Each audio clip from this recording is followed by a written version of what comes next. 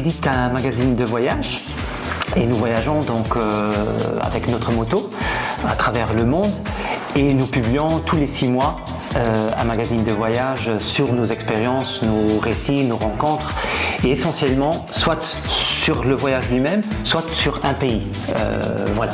Et ça, on le fait depuis maintenant 2014, donc ça fait 7 ans. Pour connaître, pour découvrir, pour documenter, pour voir, photographier, etc. Et surtout pour vivre. Ça a commencé il y a 6 ans, 7 ans entre-temps. Ouais. En fait, je sais parce que c'était quand j'ai fait 40 ans. On travaillait des travaux normaux de bureau, mais on avait l'impression qu'on se posait trop souvent la question, est-ce qu'on est heureux vraiment? Est-ce qu'on a tout ce qui nous donne envie de vivre? Je pense que depuis qu'on se connaît, peut-être même avant qu'on se connaissait, on adore voyager. On adore tous les deux la photographie, la moto est venue par après.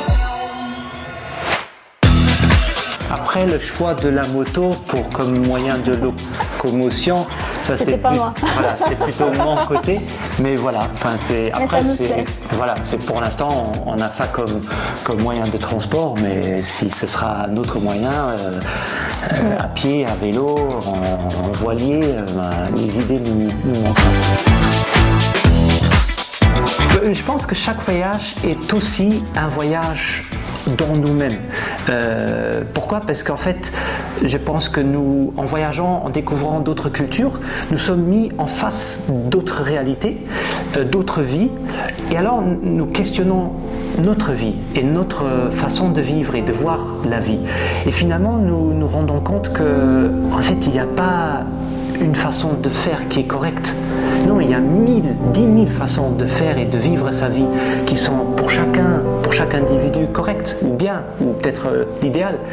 Et donc, ce voyage interne est super enrichissant et c'est un apprentissage quotidien avec les locaux, mais aussi nous, et aussi beaucoup en face de la nature, parce que quand on est dans des paysages comme en Mongolie ou comme en Patagonie, la nature nous montre comment elle est énorme, belle, mais aussi dangereuse, parce que quand on n'a pas tous les conforts, l'électricité, l'eau courante et tout ça, on se dit mais je survivrai peut-être un jour, 2 jours max, et puis c'est fini, on ne parle plus de moi.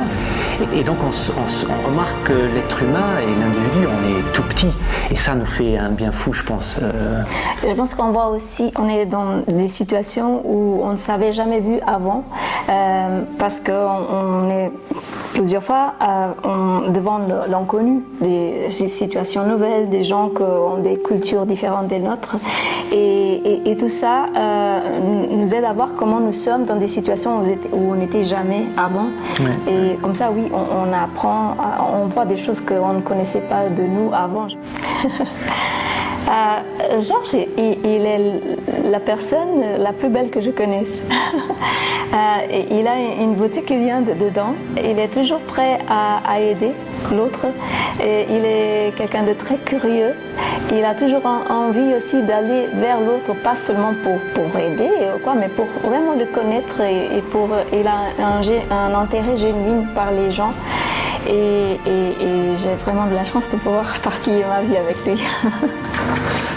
Mais Annabella, elle est une personne très importante pour moi, une des plus importantes pour moi en tout cas, et je suis très heureux de partager toutes ces aventures avec elle et d'écrire toutes ces histoires avec elle. Et elle m'a appris ce que j'admire beaucoup chez elle, c'est son humilité, mais aussi le fait qu'elle sait où elle est dans sa vie, elle sait voir ses limites. Moi parfois je dépasse ça un peu, et donc elle me remet toujours les pieds sur terre, donc ça m'aide beaucoup. Mais elle a aussi ce don de mettre les gens aussi à l'aise, un sourire super contagieux. Elle cherche son bonheur. Et je pense que ça, c'est la vraie priorité dans la vie. Et ça, c'est une leçon que j'ai quand même aussi appris avec elle. Elle parlait des priorités. Le bonheur, peut-être ça sonne un peu cliché et tout ça, mais parfois dans la course de tous les jours, on oublie ça. Qu'est-ce qui nous fait vraiment plaisir? Qu'est-ce qui nous fait vibrer? Et elle a le talent de savoir qu'est-ce que lui rend heureuse et ça me rend heureux aussi. J'ai pas parlé autant. Hein. Pardon. Elle est très sympa cette question, elle est très intéressante. Le petit Georges, il lisait Tom Sawyer et Huckleberry Finn et il rêvait de vadrouille.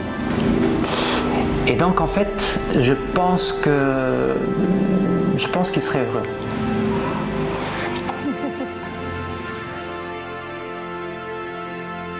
Elle se serait dit jamais de la vie elle ferait ça.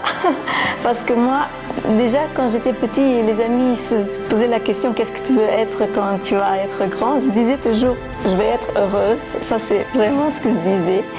Mais moi je voyais mon bonheur dans la petite ville où je suis née en soyant professeur et à rester dans un petit coin sans des grands voyages, sans des grandes aventures. Pour moi, le bonheur, c'était ça, ce que je connaissais à l'époque. C'était le confort de la famille et l'être... Là, entre-temps, la petite Annabella a grandi, elle a vu d'autres choses et elle a vu quand même qu'elle voudrait partir un peu, connaître ce qui fait bonheur aux autres personnes et pour peut-être partager différentes choses pour faire agrandir encore le bonheur.